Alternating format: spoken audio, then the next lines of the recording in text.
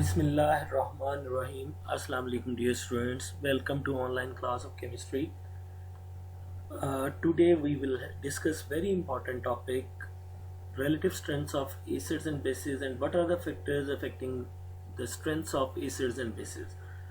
I am your teacher Muhammad Salman Jameel. बेटा actually ये lecture खासा लेंथी है, ऑर्गेनिक और इनऑर्गेनिक के रेफरेंसेस सेपरेट था तो मैंने कंबाइन कर दिया है, इसलिए थोड़ा लेंथी है लेकिन टॉपिक ये एक ही को कवर कर रहा है। हम स्टार्ट करते हैं बेटे dissociation constant of water and derivation of pH से कि यानी हम पहले बात करेंगे पीएच क्या है। एक्चुअली आपने ये एफएससी में पढ़ा हुआ है कि प्योर वाटर जो है वो पुअर कंडक्टर ऑफ इलेक्ट्रिसिटी होता है। क्यों पुअर कंडक्टर होता है जी? आमतौर पर तो हम देखते हैं कि वाटर गुड कंडक्टर है, तो वो वाटर गुड कंडक्टर इस वजह से होता है क्योंकि उसमें होते हैं फ्री आयंस मिनरल्स। अगर आप उन मिनरल्स को रिमूव कर दें डिस्टिलेशन के थ्रू तो वो वाटर जो है अब पुअर कंडक्टर ऑफ इलेक्ट्रिसिटी हो जाएगा। क्यों पुअर हो जाएगा? क्योंकि उसकी ऑटो आयनाइजेशन जो है, ये जो इक्वेशन नीचे शो की हुई है, ऑटो आयनाइजेशन बड़ी लिमिटेड सी होती है। बहुत थोड़े मॉलिक्यूल डिसोसिएट होते हैं। आप इस वैल्यू को देखिए 10⁻⁻16। तो वाटर की आयनाइज होने की एबिलिटी बहुत थोड़ी है, थोड़े आयंस की वजह से ये पुअर कंडक्टर होता है। ठीक है, केसी एक्सप्रेशन हमें बेटे हम बेशक एक वाटर को सल्यूट और एक को सॉल्वेंट ले लें या एक ही वाटर मॉलिक्यूल को आयनाइज कर दें, तो केसी वैल्यू क्या होगी? Concentration of products over reactants, और वैल्यू इतनी आ रही है।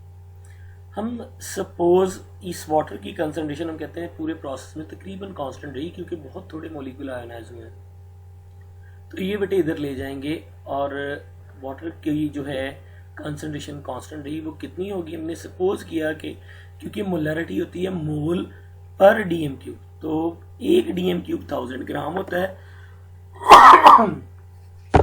1000 ग्राम के जब हमने मोल्स बनाए बेटे तो वो मोल्स बन गया 55.5। इट मींस वाटर की concentration 55.5 moles per DM cube हो गई।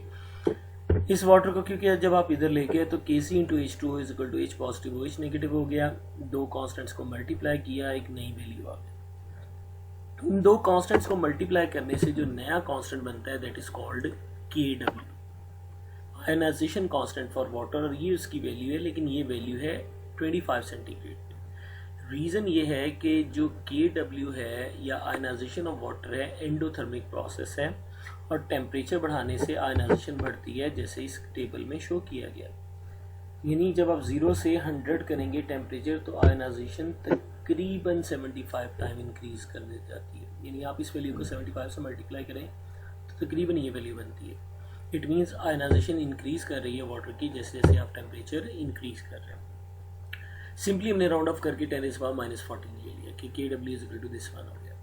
अब क्योंकि न्यूट्रल वाटर में हाइड्रोजन और हाइड्रोक्सिल आयंस इक्वल होते हैं, ठीक है, इसका मतलब हमने दोनों ही हाइड्रोजन आयंस लिख दिए यहाँ पे। 2 hydrogen ions is equal to 10⁻⁻14, hydrogen ion square is equal to 10⁻⁻14, या हाइड्रोजन आयन वैल्यू आ गई 10⁻⁻7 जब आपने स्क्वायर रूट ले लिया। जब हाइड्रोजन 10⁻⁻7 है तो हाइड्रोक्सिल भी 10⁻⁻7 होगा। क्योंकि ये वैल्यूज बहुत थोड़ी हैं तो हम इनका ले लेते हैं नेगेटिव लॉग। नेगेटिव लॉग को बोलते हैं पीएच। तो पीएच भी 7 आ गई वाटर की और पीएच भी 7 आ गई। इट मींस इसीलिए हम कहते हैं वाटर 7 पे क्या होता है? न्यूट्रल होता है। अब पीएच को मेजर कैसे करना है? मेजरमेंट ऑफ पीएच किसी सॉल्यूशन की कैसे होती है? पहले आपको पता है हम वो यूज़ करते थे लिटमस पेपर्स, वो स्केल होता था उस पर हम मेजर कर लेते थे, लेकिन वो इतना एक्यूरेट नहीं था, पॉइंट्स में रीडिंग का पता ही नहीं चलता था। तो हम अब पीएच मीटर यूज़ करते हैं। पीएच मीटर क्या है? एक इलेक्ट्रॉनिक डिवाइस है विद अ प्रोब। प्रोब आप कह लें कोई इंस्ट्रूमेंट, कोई रॉड टाइप है, कोई एक पेन टाइप होता है बेसिकली, जिसके अंदर जो हम इंसर्ट करते हैं सोल्यूशन में तो वो हमें पीएच बता देता है। प्रोब में होता क्या है? एक्चुअली इसमें होता है एसिडिक एक्वा सोल्यूशन होता है enclosed bye a special class membrane that allows migration of hydrogen ions. यानी अगर सोल्यूशन में कम है तो ये वो बेसिक है तो ये अपने हाइड्रोजन आयंस दे देगा, अगर वो एसिडिक है तो ये वहाँ से ले लेगा। अकॉर्डिंगली हाइड्रोजन आयंस की कंसंट्रेशन डिफर करेगी प्रोब में और सोल्यूशन में, उस वजह से इनमें पोटेंशियल सेटअप होगा। उस पोटेंशियल डिफरेंस को हम मेजर करते हैं और उस जो डिफरेंस है उसको हम क्या कह देते हैं? पीएच मीटर पे उसकी पीएच की फॉर्म में रजिस्टर हो जाता है। ये वही बेटे जो पीछे एक्सप्रेशन है KW is equal to H positive OH negative, log of KW ले लिया, ठीक है, देन नेगेटिव से मल्टीप्लाई कर दिया, it means PKW is equal to PH plus POH, क्योंकि KW 10⁻14 है तो ये बता दिया कि 14 आ गया।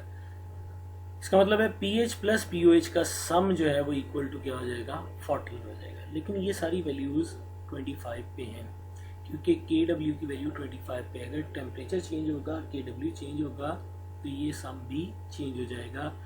ये डिफरेंट एग्जांपल्स दी हुई हैं जिनकी pH 7 से कम या ज़्यादा है, एसिडिक और बेसिक नेचर को इंडिकेट कर रही है। तो PH plus POH is equal to PKW या 14 है, और ये ग्रेटर देन भी हो सकता है, लेस देन भी हो सकता है, डिपेंडिंग अपॉन टेम्परेचर। अगर टेम्परेचर कम करेंगे वाटर की आयनाइजेशन बेटे बढ़ेगी या कम होगी, कम होगी।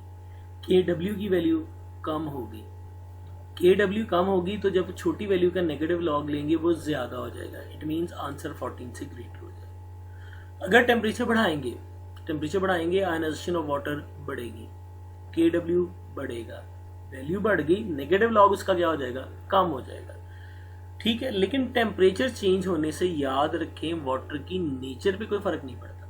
मैं इसको इस तरह कहता हूँ, हम एक्चुअली कहते हैं कि pH होती है ना वाटर की, वो हाफ PKW होती है। देखें PKW 14 है तो pH वाटर की क्या होती है 7, और 7 में हम कहते हैं वाटर क्या होता है, न्यूट्रल होता है। जब आप टेम्परेचर बढ़ाएंगे वाटर की आयनाइजेशन बढ़ जाएगी, ये मैंने एरो से इंडिकेट किए हुए यहाँ पे। टेम्परेचर इंक्रीज किया, आयनाइजेशन इंक्रीज की, हाइड्रोजन और हाइड्रोक्सल दोनों आइंस क्या कर गया, इंक्रीज, क्योंकि वाटर डिसोसिएट हो रहा है। KW इंक्रीज कर गया, लेकिन PKW क्या हो गया, डिक्रीज हो गया। अच्छा, PKW जब डिक्रीज होगा, फर्ज करें PKW अब 12 आ गया, तो pH पानी की कितनी आ गई, 6, क्योंकि pH क्या है, हाफ PKW। 6 पे तो पानी एसिडिक नहीं हो जाएगा, नहीं होगा। क्यों नहीं होगा, क्योंकि पानी में H पॉजिटिव और OH नेगेटिव दोनों क्या है, इक्वल है, न्यूट्रल है। तो इसलिए टेम्परेचर से PKW चेंज हो गया, इसलिए pH भी पानी की चेंज हो गई, पानी रहा न्यूट्रल। टेम्परेचर बढ़ाएं, टेम्परेचर कम करें, पानी की नेचर इफेक्ट नहीं होती, पानी रहता न्यूट्रल ही है। पानी की नेचर कब इफेक्ट होगी, जब आप उसमें कोई एसिड या बेस ऐड करेंगे।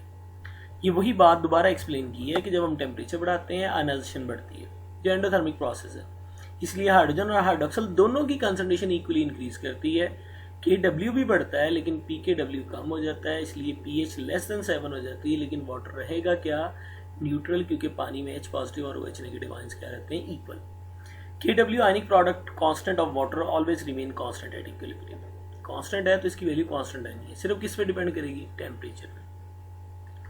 अच्छा जी, एडिंग एसिड क्या होगा आप पानी में आपने एसिड डाला तो हाइड्रोजन आयन हाइड्रोक्सल से ज्यादा हो गया, पानी एसिडिक हो गया। अब KW चेंज नहीं हो रहा, क्योंकि KW सिर्फ किस पे डिपेंड करता है, टेम्परेचर पे। मैंने पीछे स्लाइड्स पे आपको बताया भी है, ये KW सिर्फ एक ही पैरामीटर पे डिपेंड कर रहा है, और वो पैरामीटर कौन सा है बेटे, टेम्परेचर।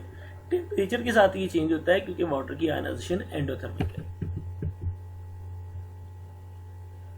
सो एडिंग एसिड या एडिंग बेस, पानी की नेचर चेंज हो रही है।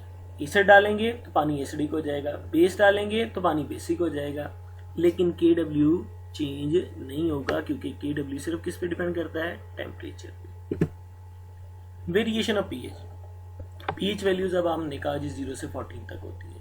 Any solution of negative pH and those having pH more than 14 are also known, वो भी हैं, लेकिन जनरली ये वेरिएशन जो है हम 0 से 14 तक लेते हैं। ये कुछ एग्जांपल दी हुई हैं सॉल्यूशंस की जो उनकी नेचर को शो कर रही है कि वो न्यूट्रल है, एसिडिक है या बेसिक। सिग्निफिकेंस क्या है pH स्केल की हमारे लिए, 0 to 14 है, 0 मोस्ट एसिडिक के लिए, 7 न्यूट्रल के लिए, 14 जो है वो मोस्ट बेसिक या अल्कलाइन के लिए होता है। Our blood and other body fluids that surrounds the cell are slightly alkaline, pH इस रेंज में होती है। नॉर्मली हम कहते हैं ब्लड की pH 7.35 से लेके 7.4 की रेंज में होती है। अब अगर ये pH ब्लड की 7 या 8 हो जाए तो हमें पता है पर्सन में die.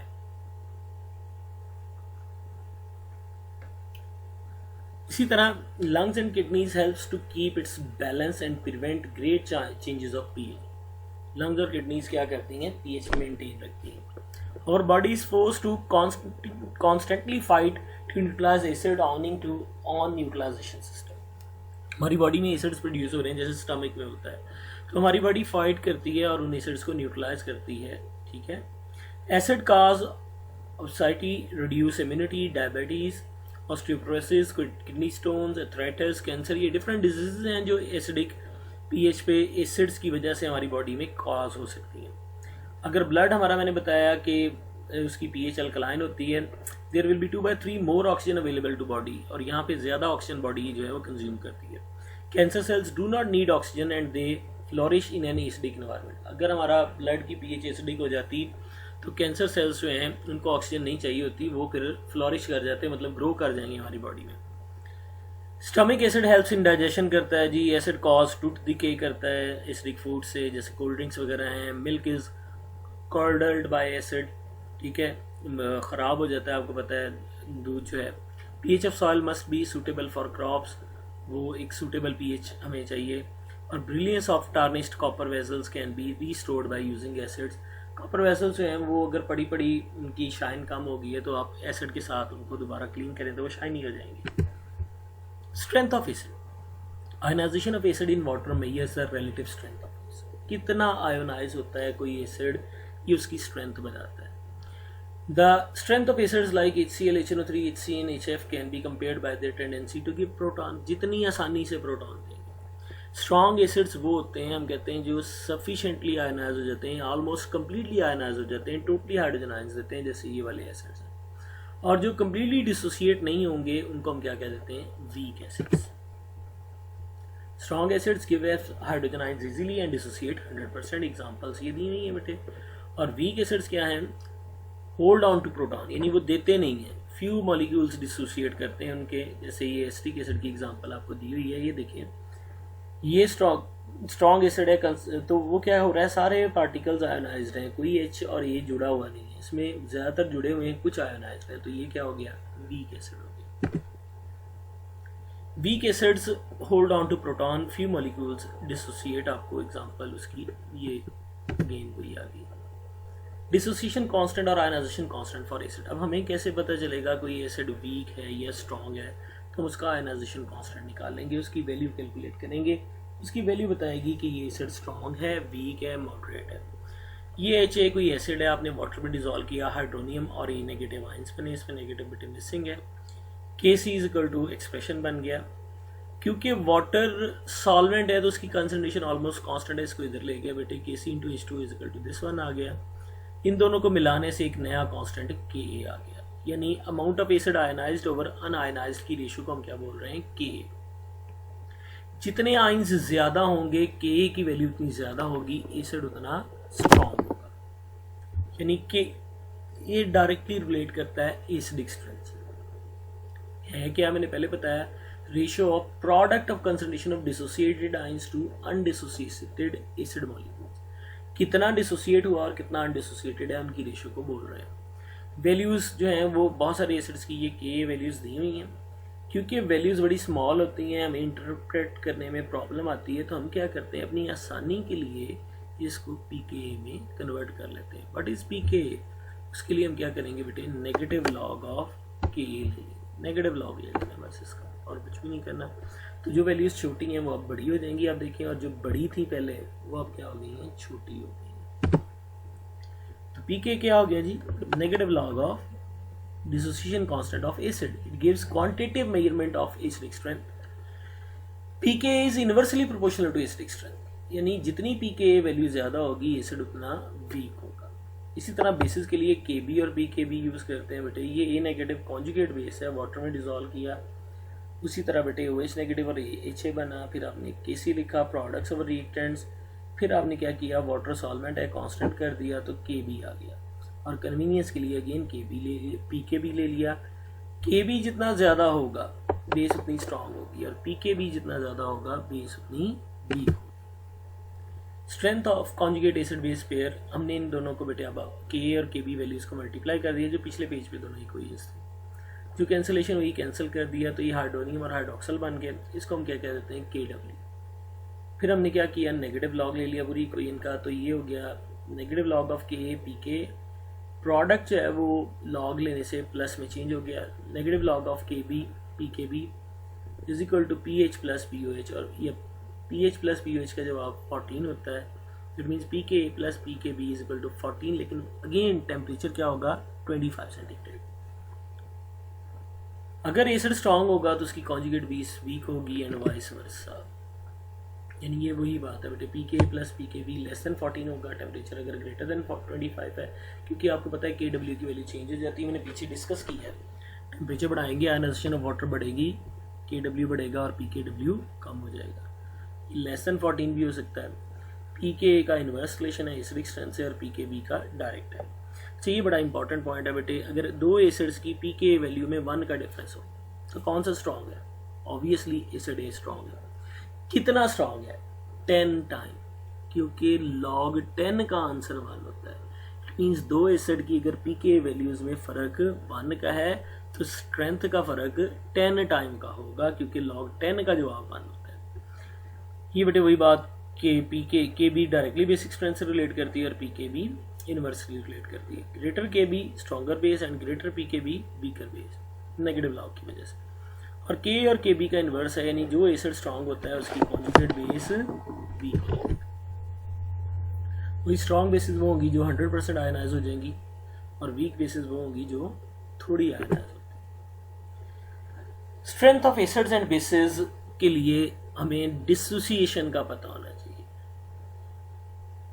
When a solute is dissolved in solvent, it breaks up. This is called dissociation. किसी भी solute को आपने solvent में डाला तो वो क्या होता है? पहले ब्रेक डाउन होता है। इस ब्रेक डाउन के प्रोसेस को हम कहते हैं डिसोसिएट हो गया, जैसे इस डायग्राम में दिखाया गया। When acid or base is placed in water, it also dissociates, as HCl is dissociated. Strength of acid or base cannot be measured if it do not ionize in solvent. किसी भी solvent में जिसमें वो ionise होता है वहां हम उसकी स्ट्रेंथ मेजर करते हैं। अगर वो किसी सॉल्वेंट में आयनाइज ही नहीं हो रहा तो फिर हम उसकी स्ट्रेंथ भी मेजर नहीं कर सकते। स्ट्रेंथ मींस रिएक्टिविटी, ये बड़ी इंपॉर्टेंट टर्म है। Strength means reactivity. क्या मतलब है? जो एसिड जितना स्ट्रॉन्ग है वो उतना ज्यादा रिएक्टिव है।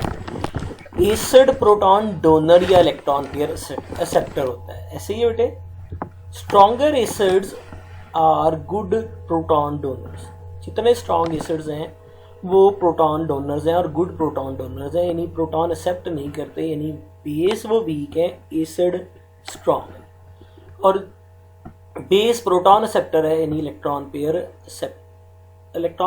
डोनर आएगा बेटे, यहाँ एक्सेप्टर नहीं आएगा, इलेक्ट्रॉन पेयर डोनर है। बेस प्रोटॉन एक्सेप्टर है और इलेक्ट्रॉन पेयर डोनर है।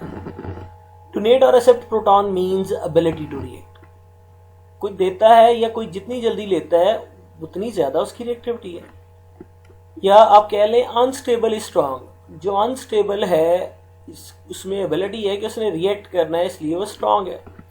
मोर रिएक्टिव या unstable species are strong acids and bases. Reaction will be from strong to weak. हमेशा रिएक्शन जो होता है ना वो स्ट्रॉन्ग से वीक की तरफ होता है, यानी चीजें लेस स्टेबल से स्टेबल की तरफ जाना प्रेफर करती हैं। Acid strong, conjugate base is weak and vice versa. अगर स्ट्रॉन्ग एसिड है तो वो प्रोटॉन दे के आयोनाइज हो गया, उससे बनने वाली बेस वीक होगी क्योंकि वो रिवर्स में प्रोटॉन एक्सेप्ट करके दोबारा एसिड नहीं बनाएगी। Which conjugate base is weak? Chloride, iodide और hydroxyl make these acids then decide। अब हमें अगर पूछे इन तीनों में से कौन सी कॉन्जुगेट बेस वीक है तो हम क्या करेंगे? पहले इनका एसिड बनाएंगे फिर डिसाइड करेंगे। ये एसिड HCl हो गया, ये HI हो गया, ये वाटर हो गया। ऐसे ही बेटे प्रोटॉन देना है ना, ये बेस है, बेस से एसिड बनाने के लिए क्या करते हैं आप? प्रोटॉन देते हैं। आपने प्रोटॉन दे दिया, ये HCl बन गया, ये HI बन गया, ये वाटर बन गया। इनमें से सबसे स्ट्रॉन्ग एसिड HI है, इट मीन्स सबसे वीक बेस आयोडाइड है। उसके बाद HCl है, तो इट मीन्स दूसरी जो वीक बेस है वो आपकी Cl नेगेटिव है। और स्ट्रॉन्गेस्ट कॉन्जुगेट बेस इनमें से कौन सी होगी? OH negative. ये बेटे वो फैक्टर्स हैं जो इफेक्ट करते हैं एसिड्स और बेसिस की स्ट्रेंथ को, यानी HA बॉन्ड, बॉन्ड लेंथ या साइज ऑफ इनाइन, इस बॉन्ड की लेंथ कितनी है या इसका साइज कितना है। इलेक्ट्रोनेगेटिविटी भी इफेक्ट करती है, सॉल्वेंट भी इफेक्ट करता है, रेजोनेंस है, इंडक्टिव इफेक्ट है, हाइड्रोजन बॉन्डिंग है, स्टेरिक इफेक्ट है, हिब्रिडाइजेशन है। ये मल्टीपल फैक्टर्स हैं जो एसिडिक स्ट्रेंथ को इफेक्ट करते हैं। फैक्टर्स स्टेबलाइजिंग ए नेगेटिव, यानी कॉन्जुगेट बेस को जो स्टेबलाइज करते हैं। Acidity is measured by Ka या pKa of the acid in aquosity. Acidity को मेजर करते हैं Ka वैल्यू से या pKa वैल्यू से। जैसे ये एसिड आयनाइज हुआ, H पॉजिटिव A नेगेटिव बना या हाइड्रोनियम और Br negative. All those factor which lead to stability of A negative, जो कॉन्जुगेट बेस को जितना स्टेबलाइज करेंगे वो एसिड को उतना क्या करवाएंगे, स्ट्रॉन्ग करवाएंगे। Acid will give H positive ion because it's A9 is stable. Acid ने प्रोटॉन तभी देना है ना अगर एनाइन स्टेबल है। अगर ये स्टेबल है तो एसिड प्रोटॉन दे देगा, अगर ये स्टेबल ही नहीं है तो ये रिवर्स में प्रोटॉन लेके वापस चले जाएगी, इक्विलिब्रियम बैकवर्ड शिफ्ट हो जाएगा। Stronger acids have week conjugate basis, ये हमने 2-3 बार टर्म पढ़ ली है क्योंकि Ka और Kb का इनवर्स रिलेशन है। If acid is strong it ionises to maximum extent, वो 100% आयनाइज हो जाता है। और कॉन्जुगेट बेस जो बनती है वो वीक बनती है। वीक बनने का मतलब वो क्या है, स्टेबल है, वो इसी फॉर्म में स्टे करेगी, वो प्रोटॉन एक्सेप्ट करके दोबारा एसिड नहीं बनाएगी। More stable the A negative conjugate base the higher the acidity of acid. ये बार बार वही बात कर रहे हैं कि अगर कॉन्जुगेट बेस स्टेबल होगी तो एसिड क्या होगा, स्ट्रॉन्ग होगा। Stability of A negative means the dispersion और reduction of its charge density. जितना ए पे चार्ज डिस्पर्स हो जाएगा, एक जगह कन्फाइंड नहीं रहेगा, उतनी ये स्टेबल होगी। और अगर जितना कन्फाइंड रहेगा उतनी इसकी स्टेबिलिटी कम होगी। Charges are never stable but we see relative stability, यानी रिलेटिव कंपैरिजन कर रहे हैं। चार्ज स्टेबल कभी भी नहीं होता, लेकिन रिलेटिवली क्या होगा, तो डिस्पर्स हो जाए जितना चार्ज उतनी स्टेबिलिटी होती है। The stability of conjugate base depend upon stability of its own, which refers to distribution of its charge through resonance or inductive effect। या तो इसका चार्ज डिस्पर्स हो जाए रेजोनेंस या इंडक्टिव इफेक्ट से, या इट्स इन्वायरमेंट यानी सॉल्वेशन प्रोसेस, सॉल्वेंट उसको स्टेबलाइज कर दे। ये भी हम आगे इन डिटेल पढ़ेंगे। नोट क्या है, things which make HA unstable and A negative more stable are those that increase acidic strength. हर वो चीज जो HA को अनस्टेबल करे और A नेगेटिव को स्टेबल करे वो एसिडिक स्ट्रेंथ क्या करेगी, इंक्रीज करेगी। फैक्टर्स अफेक्टिंग एसिडिक स्ट्रेंथ में पहला है जी strength of HA bond, bond length, size. वही बेटे अब फैक्टर हम डिस्कस करने लगे हैं। पहला, compounds having weaker HA bond, जितना ये बॉन्ड वीक होगा उतना इजीली क्या होगा, डिसोसिएट होगा और वो स्ट्रॉन्ग एसिड होंगे। आपके पास H2S और H2O है, दोनों में से स्ट्रॉन्ग एसिड कौन सा होगा, H2S। वजह यह है बेटे कि H2S पे सल्फर की साइज बढ़ा है। साइज बड़ा होने से बॉन्ड लेंथ बढ़ गई, बॉन्ड स्ट्रेंथ कम हो गई, ये बॉन्ड वीक हो गया, इजीली डिसोसिएट हो जाएगा कंपेयर टू दिस वन। इसीलिए HIB स्ट्रॉन्गर एसिड है HF से। ये बॉन्ड एनर्जीज दी हुई है, देखिए सबसे कम बॉन्ड एनर्जी टू HI की है। और अगर आप pKa वैल्यू देखिए तो सबसे कम pKa वैल्यू भी HI की है, -10 है। इट मीन सबसे स्ट्रॉन्ग एसिड है। वजह क्या है, वजह यही है कि आयोडाइड का साइज बहुत बड़ा है, H के साथ बॉन्ड उसका स्टेबल नहीं है। जितना साइज बढ़ेगा बॉन्ड लेंथ बढ़ेगी, स्टेबिलिटी कम हो जाएगी, रिएक्टिविटी ज्यादा हो जाएगी, एसिडिक स्ट्रेंथ भी ज्यादा हो जाएगी। Acidity increases in the order water H2S और H2SE में H2SE ज्यादा स्ट्रॉन्ग एसिड होगा क्योंकि अगेन उसका साइज S से भी बड़ा है। OH है स्ट्रॉन्गेस्ट बॉन्ड, वाटर इसलिए वीकेस्ट एसिड है। HSE हैज वीकेस्ट बॉन्ड इसलिए वो स्ट्रॉन्गेस्ट एसिड हो गया। और बेसिसिटी का ऑर्डर आप इसमें से प्रोटॉन निकाल के तो कॉन्जुगेट बेस का ऑर्डर बना लें तो OH नेगेटिव इनमें से स्ट्रॉन्ग बेस हो जाएगी, क्योंकि जो एसिड स्ट्रॉन्ग है उसकी बेस क्या होती है, वीक होती है। ये एक और एग्जांपल है जी, अल्केनोल है, अल्केन थायोल है, आपने जो है उसमें strong base strong acid add किए, ठीक है, दोनों वीक बन गए। हमेशा वो कॉम्बिनेशन फेवरेबल होगा जिसमें स्ट्रॉन्ग एसिड बेस रिएक्ट करके वीक एसिड बेस बनाए, कॉन्जुगेट एसिड बेस वीक बने, वो फेवरेबल है। और अगर वीक मिलके स्ट्रॉन्ग बनाए वो कभी भी फेवरेबल नहीं है। First charge is on OH negative यहाँ पे, and now it is on HS negative या RS negative. So due to greater size of sulphur negative charge on sulphur is stable. Charge disperse हो गया ना, बड़े area पे चला गया, तो इसलिए ये वाला जो है वो रिएक्शन फेवरेबल है। It is reverse of electronegativity but it is major factor. Electronegativity से अगर आप देखें तो ये फैक्टर रिवर्स है, electronegativity down the group decrease करती है, ये इलेक्ट्रोनेगेटिविटी से डील नहीं कर रहा, ये साइज पे मैटर कर रहे हैं। इलेक्ट्रोनेगेटिविटी ऑफ ए नेगेटिव भी हम देख लेते हैं, क्योंकि वो रिवर्स ऑफ साइज होती है, वो भी देख लेते हैं बेटे हम। If atom A strongly electronegative it polarises HA bond. Electronegativity ज्यादा होगी उतना बॉन्ड पोलर होगा, जितना बॉन्ड पोलर होगा तो ए नेगेटिव उतने इलेक्ट्रॉन अपनी तरफ खींच लेगा और H पे उतना पॉजिटिव चार्ज आ जाएगा। Acidity order of organic compounds methanol है, मिथाइलामाइन है और मीथेन है, ये इनकी कॉन्जुगेट बेसिस भी दे दी हैं, ठीक है, प्रोटॉन निकाल के। इलेक्ट्रोनेगेटिविटी डिक्रीज कर रही है, ऑक्सीजन की सबसे ज्यादा, नाइट्रोजन की उससे कम, कार्बन की उससे कम। Negative charge on more electronegative atom जो होगा वो ज्यादा स्टेबल होगा, इट मींस इस पे नेगेटिव ज्यादा स्टेबल है, इस पे उससे कम है, इससे उससे कम है। Same is the reason for acidic strength of carboxylic acid than alcohol. ये अल्कोहल कार्बोक्सिलिक एसिड है, ये अल्कोहल है, ये वीकली एसिडिक है, ये स्ट्रांगली एसिडिक है। उसकी भी वजह वही है कि बेटे जब ये प्रोटॉन दे देगा तो नेगेटिव चार्ज ऑक्सीजन पे आना है, यानी ये बॉन्ड खत्म हो जाना है, ठीक है, तो ये रेजोनेंस नेगेटिव चार्जेस की ऑक्सीजन पे होनी है, इसलिए कार्बोक्सिलिक एसिड अल्कोहल से स्ट्रॉन्ग एसिड्स हैं कि उनमें नेगेटिव चार्ज जो है वो मोर इलेक्ट्रोनेगेटिव एटम्स पे होता है। ऑल्दो अल्कोहल में भी O पे ही आना है, लेकिन अल्कोहल में O पे ऑलरेडी लोन पेयर्स भी हैं। Why on electronegativity basis HF is not strong acid? Electronegativity की बेसिस पे HF स्ट्रॉन्ग एसिड क्यों नहीं है? इलेक्ट्रोनेगेटिविटी का तो ये ऑर्डर है। So HF give fluoridine which should be more stable as negative charge on more electronegative atom, यहाँ पे भी है वही रीजन। लेकिन HI सबसे स्ट्रॉन्ग एसिड है साइज की वजह से, डोमिनेंट फैक्टर साइज है यहाँ पे बेटे, हमने एक्सपेरिमेंटल डेटा को लिया है, डोमिनेंट फैक्टर साइज है।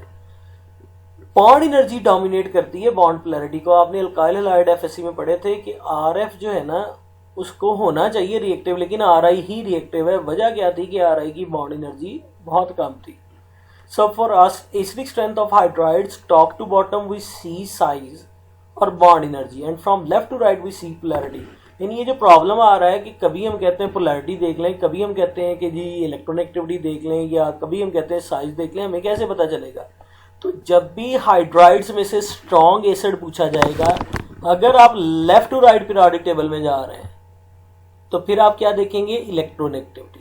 अगर आप top to bottom in group आ रहे हैं तो फिर आप क्या देखेंगे? साइज। फिर बॉन्ड एनर्जी मैटर करेगी, फिर इलेक्ट्रोनेगेटिविटी मैटर नहीं करेगी। यानी हैलोजन एसिड्स में HI सबसे स्ट्रॉन्ग एसिड क्यों है? क्योंकि इसकी बॉन्ड एनर्जी कम है। और अगर हम बात करें मेथनॉल, मिथाइलामाइन वगैरह में से, तो इनमें जो है वो स्ट्रॉन्ग बेस कौन है? मेथनॉल है। स्ट्रॉन्गली एसिडिक कौन है? मेथनॉल है। उसकी रीजन क्या है? क्योंकि उसमें इलेक्ट्रोनेगेटिविटी मैटर करती है। Left to right electronegativity matter करेगी, top to bottom size matter करेगा। ये अगेन वही हाइड्रो एसिड्स ले लिए जी हमने, उसी को फर्दर थोड़ा और एलेबोरेशन कर दिया। HCl, H2S, PH3 वगैरह को हाइड्रो एसिड्स कहते हैं, ठीक है, जिनमें हाइड्रोजन आ गई। इनकी वही स्ट्रेंथ लेफ्ट टू राइट बढ़ेगी, ठीक है, लेफ्ट टू राइट बढ़ेगी। क्यों? क्योंकि इलेक्ट्रोनेगेटिविटी बढ़ती है। लेफ्ट टू राइट हमने इलेक्ट्रोनेगेटिविटी देखनी, जितनी इलेक्ट्रोनेगेटिविटी ज्यादा उतना बॉन्ड पोलर, उतना प्रोटॉन डोनेशन इजी, और सेंट्रल एटम पे उतना नेगेटिव चार्ज आ जाएगा। लेकिन जब आपने ग्रुप में बात करनी है, फिर आपने क्या देखना है बेटे? साइज। साइज आयोडाइड का सबसे बड़ा है, इसीलिए HI सबसे स्ट्रॉन्ग एसिड है, इसीलिए H2TE सबसे स्ट्रॉन्ग एसिड। ये फर्दर बेटे उसी कॉलरेशन को अगेन एक्सप्लेन किया गया है। ये अगेन आप लेफ्ट टू राइट जा रहे हैं, CH4, NH3, H2O, HF। Left to right electronegativity बढ़ गई तो HF सबसे स्ट्रॉन्ग। अगर बेस बनाएंगे तो फ्लोराइड सबसे वीक कॉन्जुगेट बेस होगी। ये डाउन द ग्रुप आ गए तो ट्रेंड चेंज हो गया, फिर हमने क्या देखना है, बॉन्ड एनर्जी देखनी है, साइज ऑफ सेंट्रल एटम देखना है। Basicity of hydrides decreases from top to bottom. Basic trend जो है वो टॉप टू बॉटम कम होगा, क्योंकि एसिडिक बढ़ रहा है तो बेसिक क्या हो जाएगा, कम हो जाएगा, एक दूसरे के ऑपोजिट होते हैं। Then trends in acidic strength of oxo acids. Oxygen containing acids को हम ऑक्सो एसिड्स कहते हैं, जैसे H2SO4 है, HNO3 है, परक्लोरिक एसिड है, फॉस्फोरिक एसिड है। जिन फैक्टर्स पे इसकी स्ट्रेंथ डिपेंड करती है, साइज ऑफ सेंट्रल एटम है, इलेक्ट्रोनेगेटिविटी है, नंबर ऑफ ऑक्सीजन एटम है और ऑक्सीडेशन नंबर है। साइज और इलेक्ट्रोनेगेटिविटी ऑफ सेंट्रल एटम देखिए, HOX, X कोई भी स्मॉल और हाईली इलेक्ट्रोनेगेटिव एटम हमने ले लिया। अब जब इलेक्ट्रोनेगेटिव है तो ये इलेक्ट्रॉन पेयर को क्या करेगा, अपनी तरफ शिफ्ट करेगा, अट्रैक्ट करेगा। जब ये अट्रैक्ट करेगा तो पोलैरिटी क्रिएट करेगा O और H के बॉन्ड। जब OH बॉन्ड पोलर होगा तो क्रैक हो जाएगा और यहां से प्रोटॉन लूज करना क्या होगा, इजी। इसका मतलब जितना X की इलेक्ट्रोनेगेटिविटी ज्यादा होगी उतना इसके लिए प्रोटॉन लूज करना इजी होगा, उतनी इसकी एसिडिक स्ट्रेंथ ज्यादा होगी। डाउन द ग्रुप जब हम मूव करते हैं तो इलेक्ट्रोनेगेटिविटी डिक्रीज करती है, क्योंकि साइज इंक्रीज करता है, इसलिए एसिडिक करेक्टर भी डिक्रीज करेगा। ये मैंने हाइपोहेलस एसिड्स ले लिए हैं, HClO, HBrO, HIO, तो इनमें सबसे स्ट्रॉन्ग HClO है, वजह क्लोरीन की इलेक्ट्रोनेगेटिविटी ज्यादा है। लेकिन यहाँ एक इनकी पीके वैल्यूज भी यही इंडिकेट कर रही हैं, कम पीके वैल्यूज स्ट्रॉन्ग एसिड। यहाँ एक बात नोट करनी है कि HXOH बिहेव्स एज एसिड अगर इलेक्ट्रोनेगेटिविटी X की ग्रेटर देन 1.8 है। यहाँ शुरू में भी हमने कहा था हाईली इलेक्ट्रोनेगेटिव, अगर ये 1.8 से कम है तो फिर ये बेस वाला बिहेव करेगा। जैसे लिथियम हाइड्रोक्साइड है, उसमें इलेक्ट्रोनेगेटिविटी ऑफ जो है वो यहाँ लिथियम है 1 है और क्लोरीन की अगर यहाँ देखें तो 3 है। तो इसलिए लिथियम वाले में लिथियम हाइड्रोक्साइड क्या है, बेस है, और HOCl में Cl की इलेक्ट्रोनेगेटिविटी ज्यादा है, इसलिए ये वाला कौन सा रोल प्ले करेगा, एसिड वाला। Relative order of acidic strength of oxo acids of elements of same group and in same state. Group भी पीरियोडिक टेबल का सेम है, ऑक्सीडेशन स्टेट भी सेम है।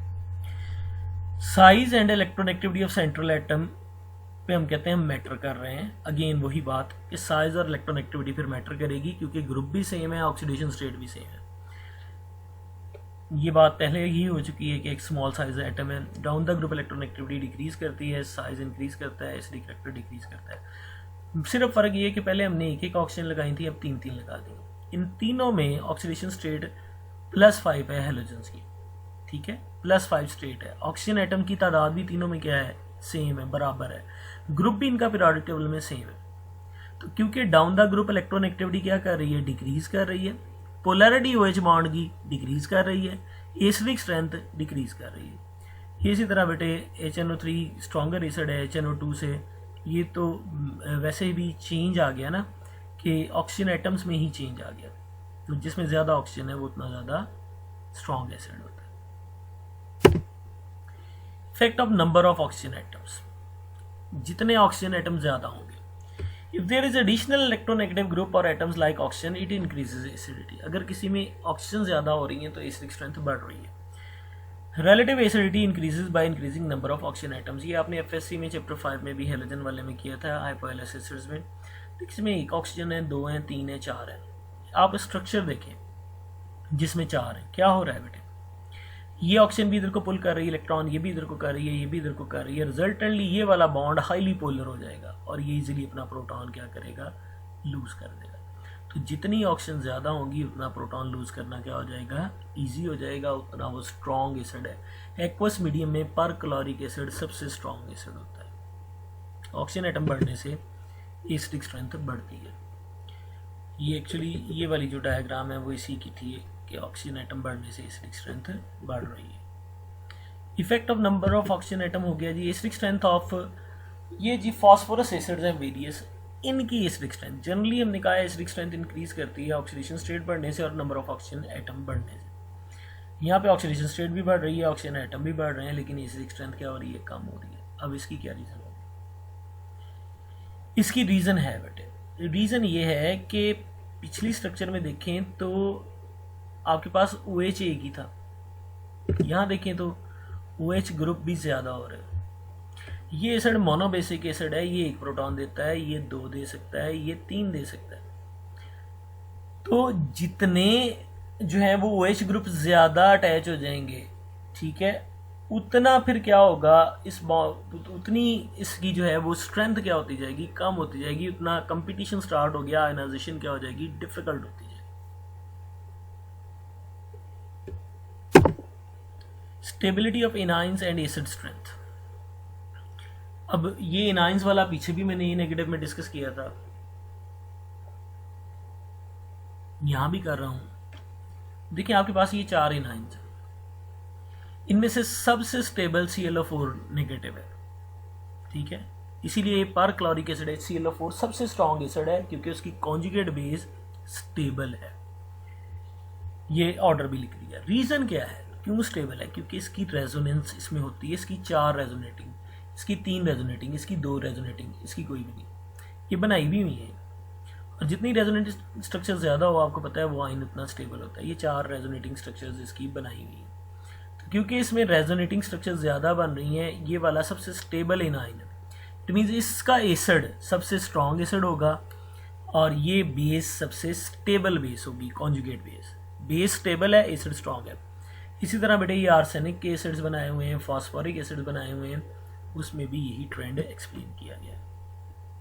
Oxidation number of central atom, ठीक है, if an element form more than one oxy acids in which the element exhibits different oxidation number, then अगर oxidation numbers different हो जाए then क्या करें,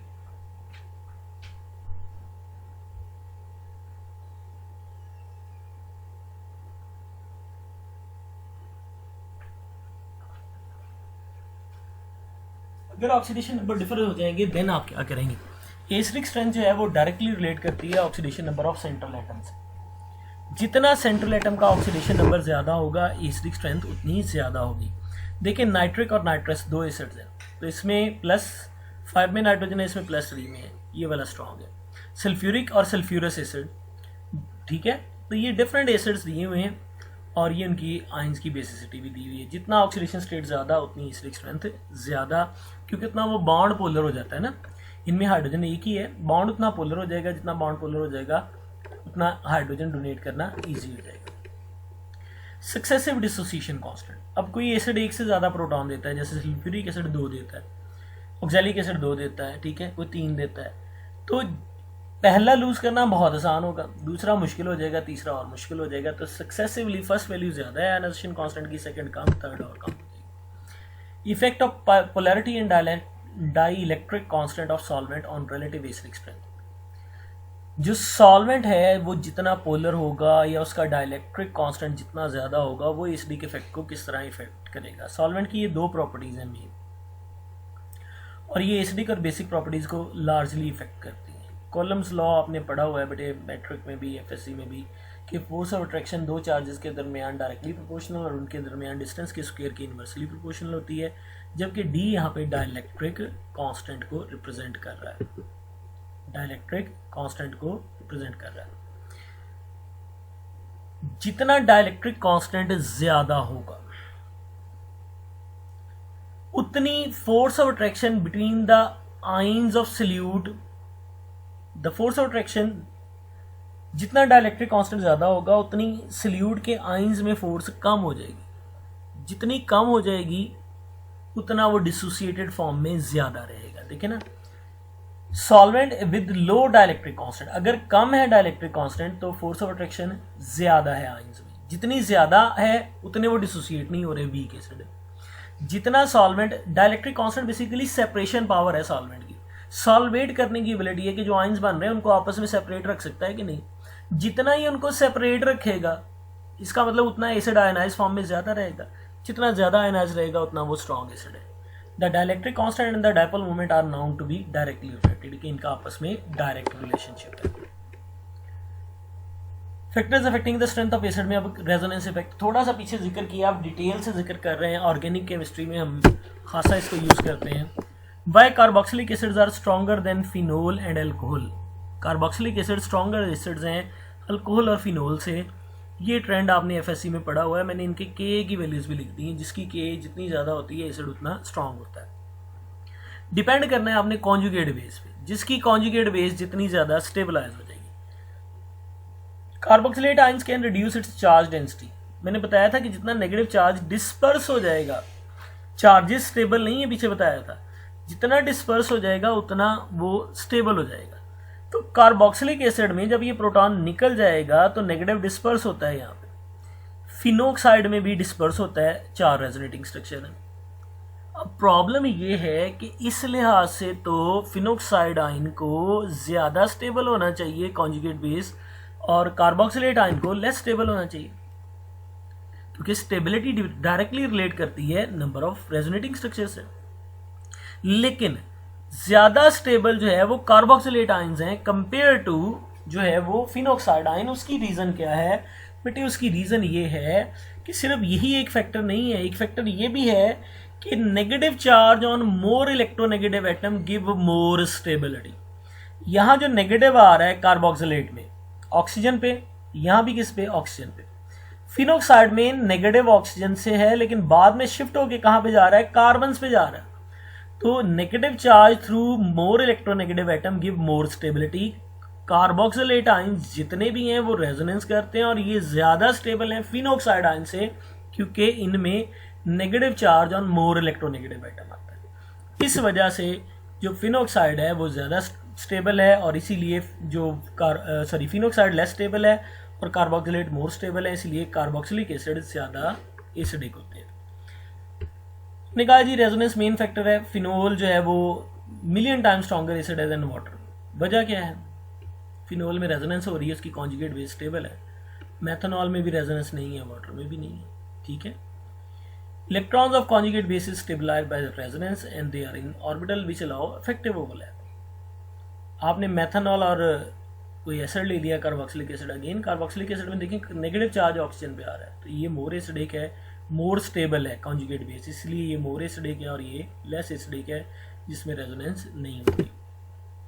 steric effect, large size of groups effect electronic cloud of neighbours. जितने बड़ा group लगा होगा वो नेबर के क्लाउड, इलेक्ट्रॉनिक क्लाउड को इफेक्ट करेगा, जिससे इलेक्ट्रॉन डोनेशन एक्सेप्टेंस डिफरेंट हो जाएगी, डिफिकल्ट हो जाएगी। ये एग्जाम्पल देखें, ये 2 एग्जाम्पल्स हैं। इनमें से ये वाला जो है स्ट्रांगली बेसिक है, ये वाला वीकली बेसिक है। रीजन क्या है? रीजन ये है कि ये पहले तो अपना लोन पे डोनेट करता था, रिंग में रेजोनेंस हो रही थी।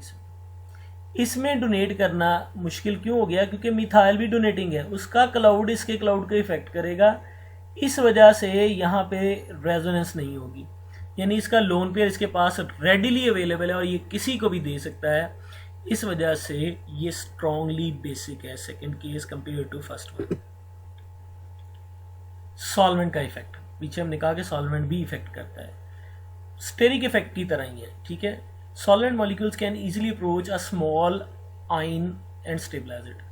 देखिए ना, जितने बल्कि ग्रुप लगे होंगे उतना सॉल्वेंट को इस चार्ज को अप्रोच करना डिफिकल्ट होगा, उतना लेस इसको जो है वो करेगा क्या? सॉल्वेट। जितने लेस बल्कि ग्रुप होंगे उतना इजीली वो इसको क्या करेगा? सॉल्वेट। इट मीन्स ये ज्यादा स्टेबलाइज हो जाएगी सॉल्वेंट में और ये लेस स्टेबलाइज हो जाएगी। ये बेस स्टेबल है, इट मीन्स इसका एसिड स्ट्रांग है, ये बेस लेस स्टेबल है, इसका एसिड क्या हो जाएगा? वीक है। जनरली हम कहते हैं कि वाटर जो है वो पोलर है, सो एज इनाइन भी पोलर होता है, तो नॉर्मली ये क्या करता है? इनाइन को स्टेबल करता है और एसिडिक स्ट्रेंथ बढ़ा देता है, जैसे इस एसिड के लिए हमने ये एग्जांपल दी हुई है नीचे।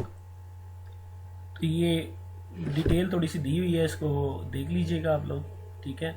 कि मैंने डाइलेक्ट्रिक कांस्टेंट भी बता दिया है पीछे और सॉल्वेशन भी बता दी है, तो ये वही बातें दोबारा है। अगला फैक्टर है inductive effect. Inductive effect basically electronegativity. Electrons are withdrawn to more electronegative atom और group through sigma bond resulting in charge separation या डायपोल क्रिएशन हो जाती है, ठीक है। Depending on the direction of movement, electron movement, inductive effect में भी positive या नेगेटिव, डोनेटिंग भी हो सकता है, विड्रॉइंग भी हो सकता है।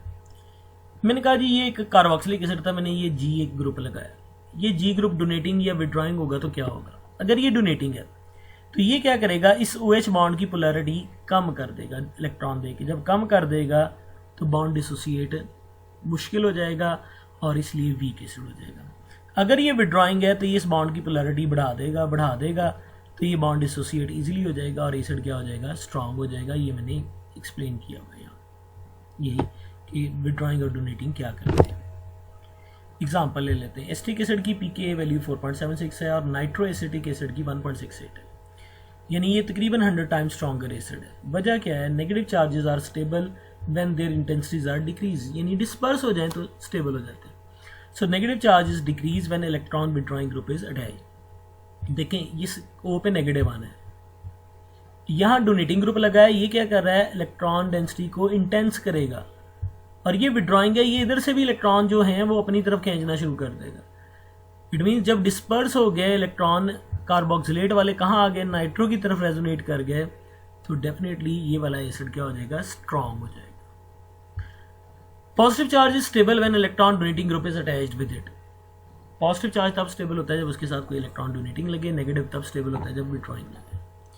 ट्राइक्लोरोएसिटिक एसिड जो है वो स्ट्रॉन्ग एसिड है क्योंकि 3 विड्रॉइंग ग्रुप लग गए, तो सारा नेगेटिव चार्ज इधर ले गए, नेगेटिव इधर ले गए तो इनाइन स्टेबल हो गया। इनाइन स्टेबल हो गया, इट मीन्स ये एसिड क्या हो जाएगा, स्ट्रॉन्ग हो जाएगा। विड्रॉइंग इफेक्ट एसिडिटी इंक्रीज करता है, इट मीन्स बेसिसिटी क्या करेगा, डिक्रीज करेगा।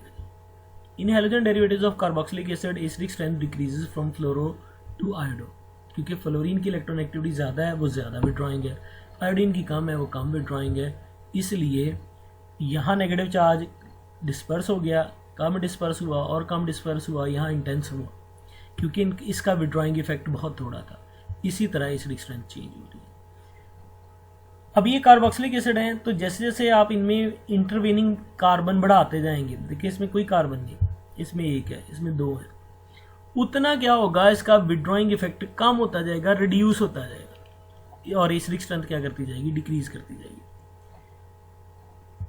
1 carboxyl group enhances the acidity of other carboxyl group and this effect greatly decreases with increasing number of intervening electrons। अगर आप intervening electron बढ़ा देंगे तो फिर ये काम होता है, अदरवाइज देखें ये फॉर्मिक, ये है जी ऑक्सैलिक एसिड, ये जो है वो मेलोनिक एसिड है, सक्सिनिक एसिड है, तो एसिडिक स्ट्रेंथ जो है अब देखें कि कम हो रही है, पीके वैल्यू बढ़ रही है, एसिडिक स्ट्रेंथ कम हो रही है। वजह क्या है, ये मिथाइलिन ग्रुप जो दरमियान में आ रहा है ये इसके विड्रॉइंग को कम कर रहा है, इफेक्ट को, और जब 2 लगे हुए हैं, ठीक है, ये पोजीशंस के अकॉर्डिंग आपके पास दोनों ही डाई कार्बोक्सिलिक एसिड्स हैं, तो दरमियान में आप देखें कार्बोक्सिल के इनके दरमियान में कोई भी कार्बन नहीं है, इनके दरमियान 1 आ गई, इनके दरमियान भी 1 ही आ गई, तो उसके अकॉर्डिंग जो है वो एसिडिक स्ट्रेंथ चेंज हो रही है। इंटरवेनिंग कार्बन की वजह से भी एसिडिक स्ट्रेंथ इफेक्ट होती है।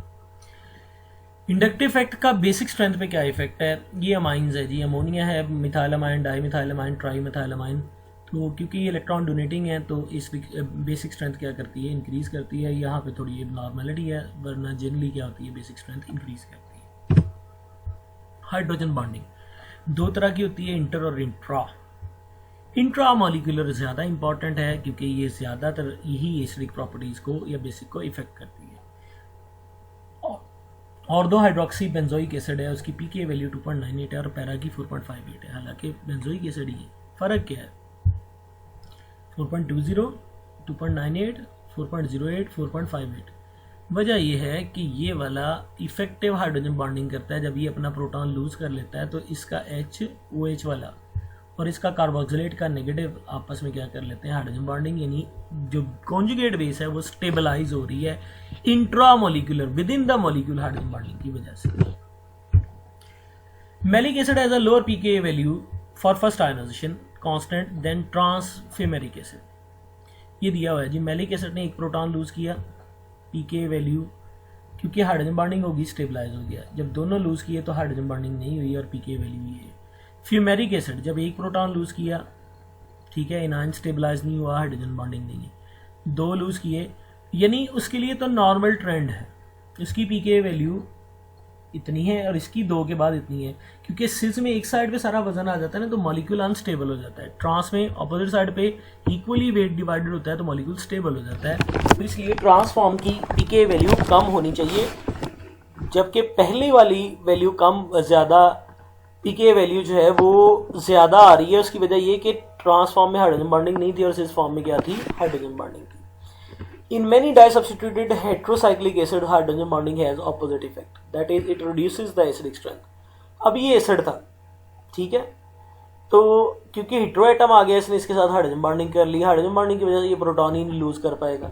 ये केस आपने पढ़ा हुआ है HF का भी, कि HF वीक एसिड होने की एक बड़ी मेजर वजह यही है कि HF के अंदर हाइड्रोजन बॉन्डिंग है अपने ही मॉलिक्यूल से, तो अपना प्रोटॉन इजीली लूज नहीं कर सकता, इसलिए वो क्या है, वीक एसिड है। Stability of conjugate base depend upon how well it can accommodate electron pair. ठीक है, हिब्रिडाइजेशन को अब हम देखने जा रहे हैं कि हिब्रिडाइजेशन किस तरह इफेक्ट है।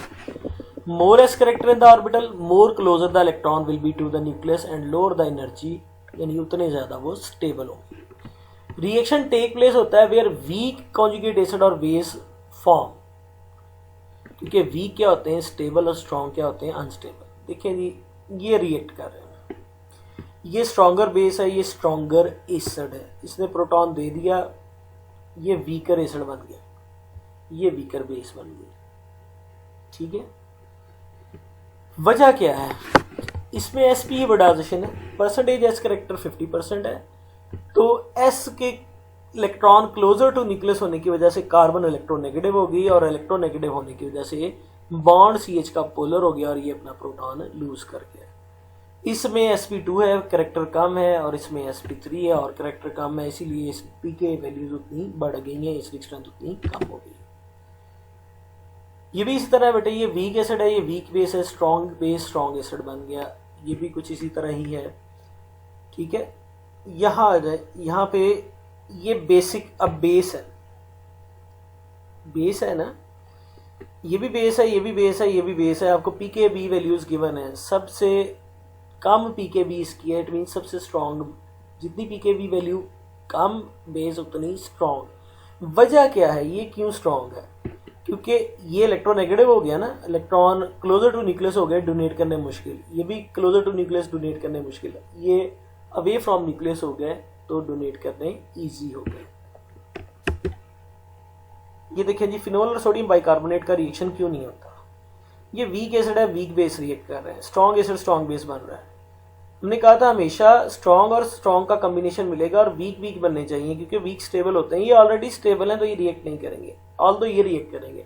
ये वीक एसिड है, ये स्ट्रॉन्ग बेस है, रिएक्ट करके वीक बेस बन गई और स्ट्रॉन्ग वीक ही एसिड बन गया, तो strong acid and base react to produce weak acid and base, ये प्रेफर होता है हमेशा। That's all for today's lecture, although खासा लेंथी है, लेकिन इसको गो थ्रू करें, कोई क्वेश्चन है, कोई क्यूरी है, पूछें। थैंक यू, अल्लाह हाफिज़।